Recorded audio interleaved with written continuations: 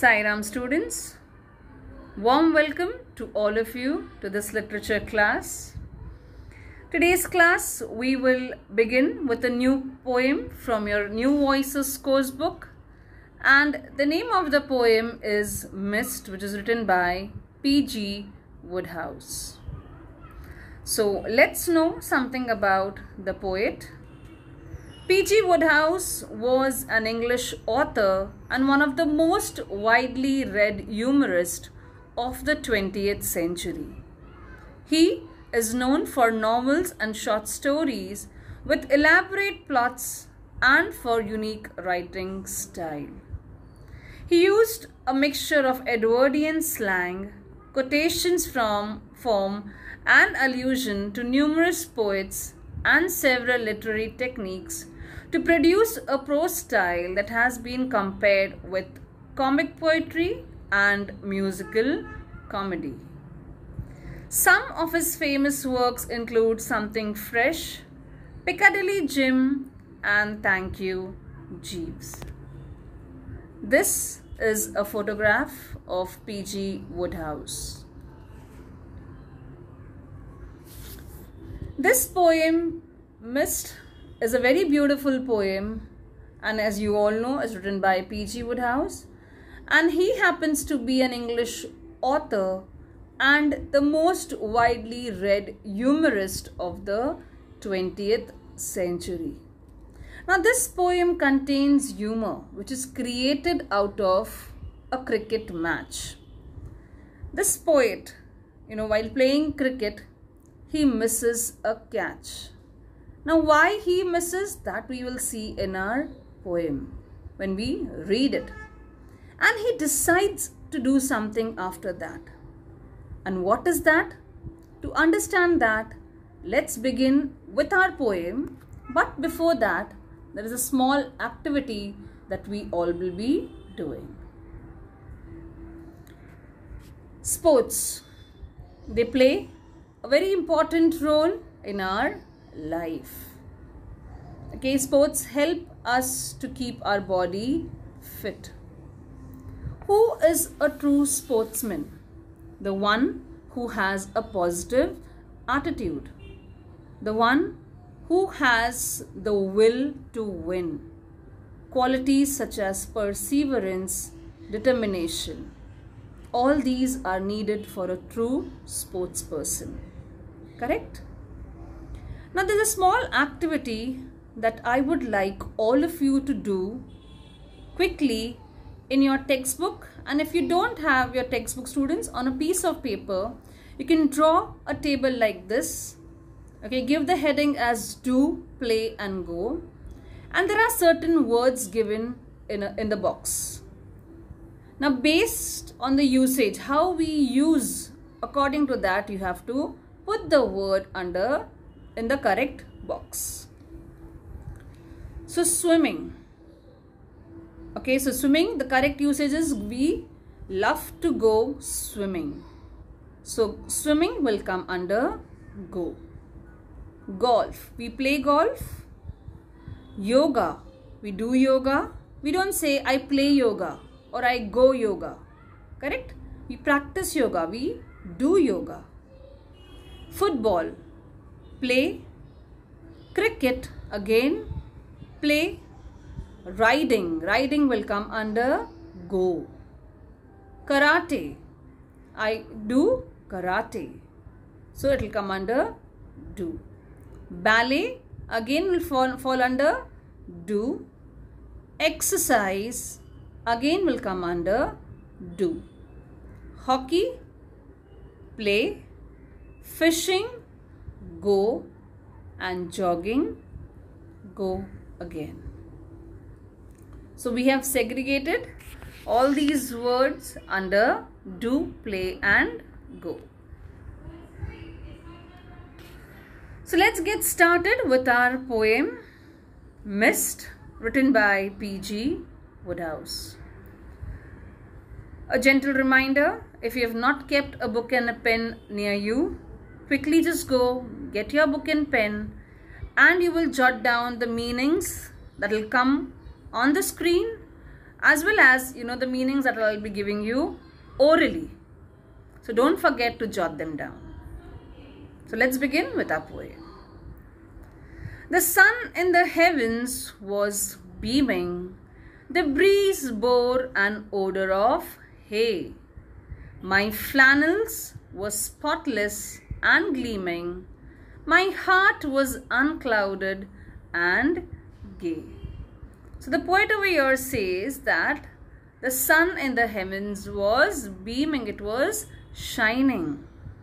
And the breeze had an odor, smell. Odor is smell of hay, which indicates that there was a field nearby. My flannels. Now what are flannels? Basically, you must have seen cricketers wearing a white dress during test matches. Okay, so flannels is basically made up of a very soft fabric, and it is worn by the cricketers. So what are flannels? Flannels are white clothes made of soft fabric worn by cricketers. Okay, so my flannels were spotless and gleaming. Now obviously when a cricketer when he steps onto the ground for the match, the clothes that he or she is wearing, they are neat and clean. Only after they start playing, they become dirty. So again, his flannels, his clothes were spotless, they were clean. And my heart was unclouded and gay. So what's the meaning of unclouded? Unclouded is not worried. There was no worry in my heart. I was all happy and there was no worry in my heart. I hope the first 4 lines are clear to all of you.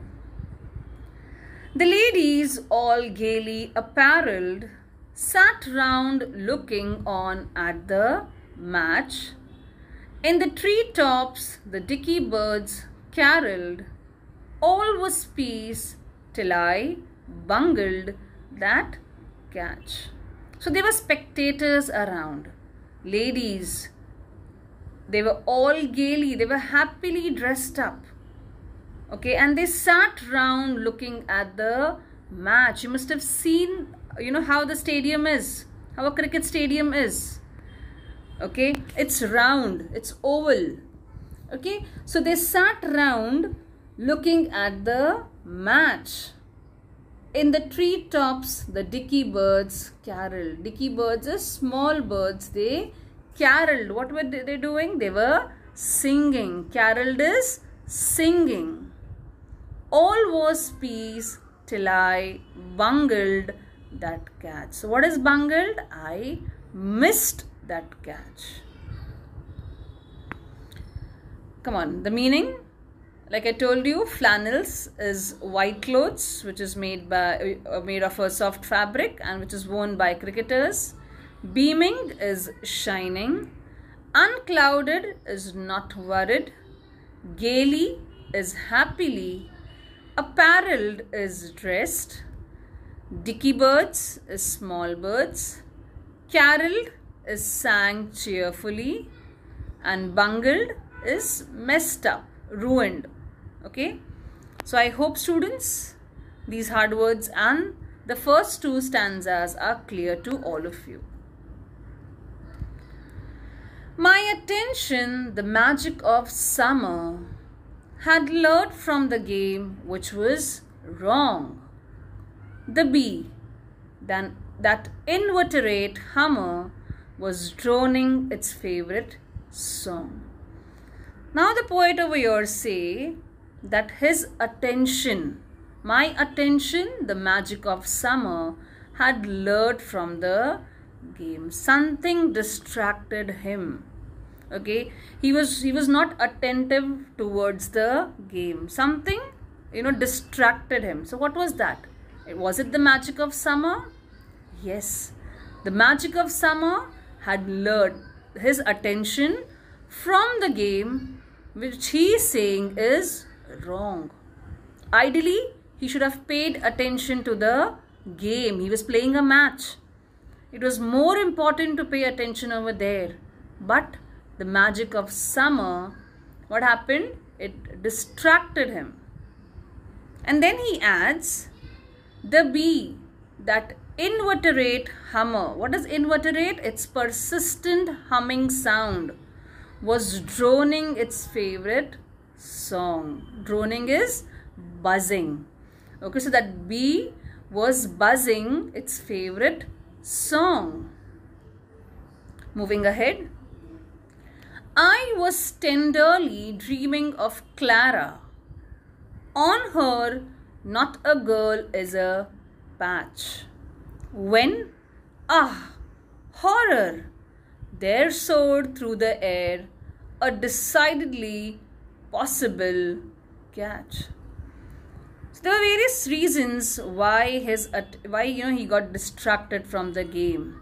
The next stanza speaks of Clara. Clara could be a very close friend of the poet. So he says that, he was dreaming about Clara. And then on her, not a girl is a patch. He says that there is no other girl as good as Clara. When, horror, there soared through the air a decidedly possible catch. And when he was dreaming, what happened? The batsman hit the ball, which went very high, and decidedly possible catch. It was definitely, it was going to come into the poet's hand.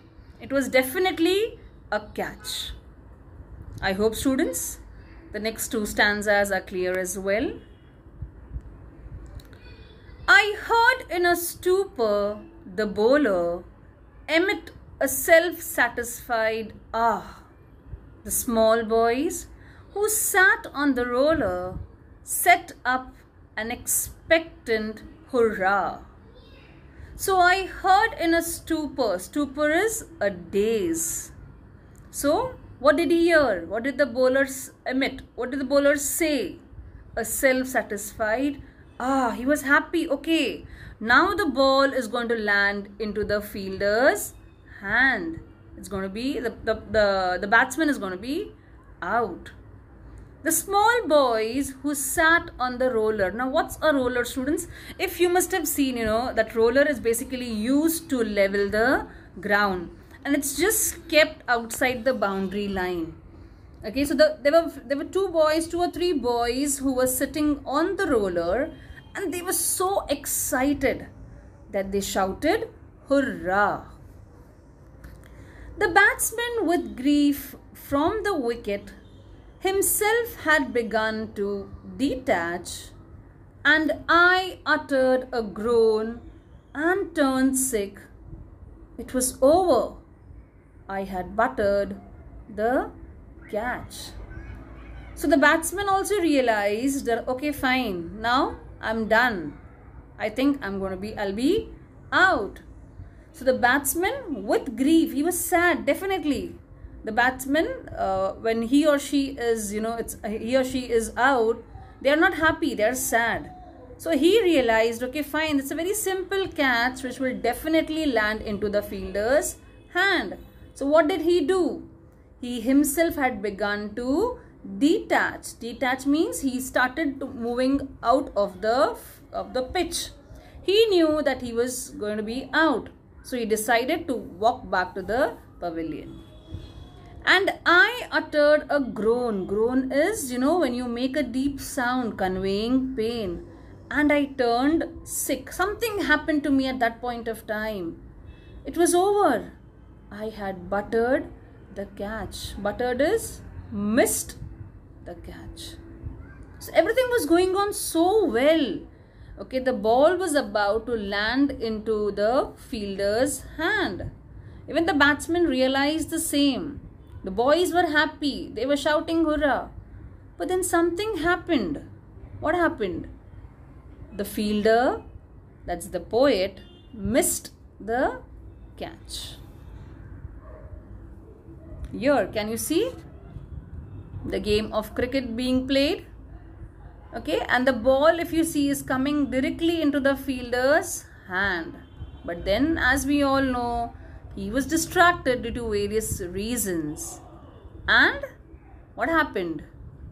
He missed the catch.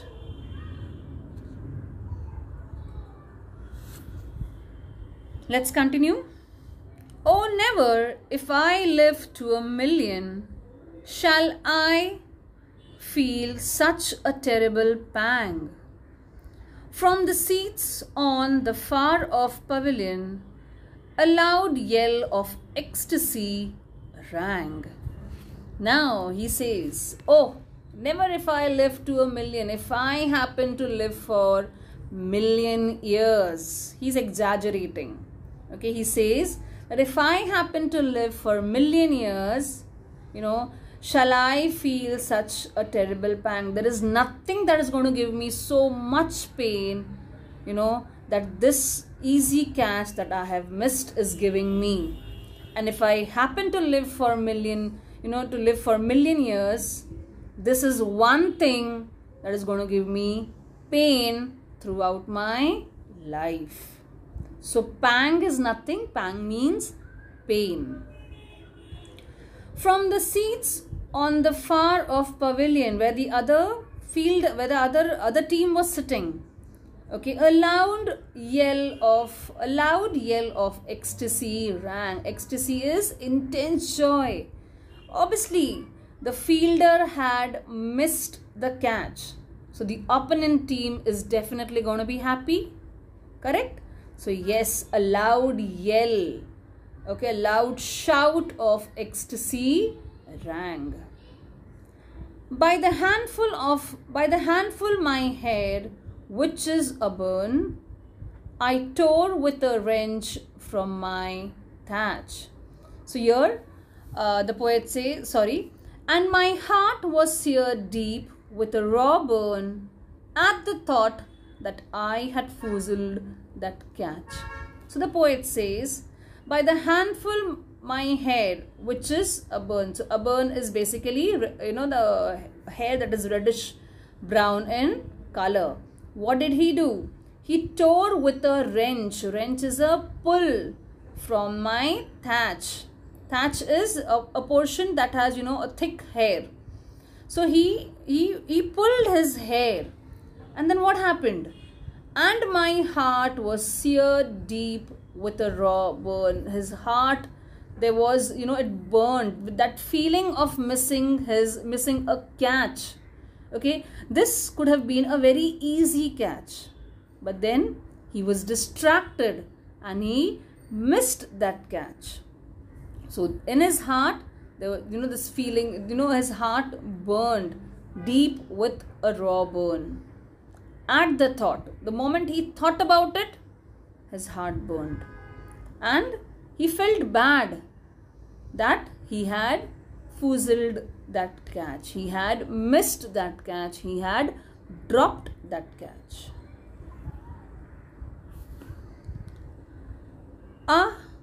The bowler's low querulous mutter, points loud unforgettable scoff.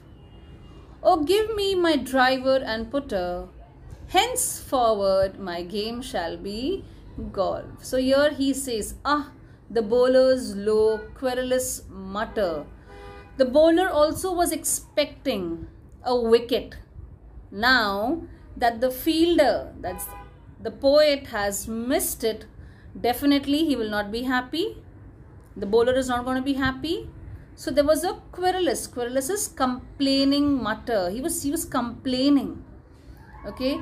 Points loud, unforgettable scoff. The other team members also, they were complaining. They were pointing out his mistake. The fielders, the poet's mistake. So what does the poet decide? Oh, give me my driver and putter, henceforward my game shall be golf. So driver and putter, basically they are required while playing golf. So he says, give me my driver and putter. Now onwards, I'm not going to play cricket. I will play golf. If I am asked to play cricket year after, I'm wholly determined to scratch life's void of all pleasure and laughter I bungled the easiest catch. So he says, if I'm asked to play cricket, year after, I'm wholly determined to scratch. I will not play that game anymore.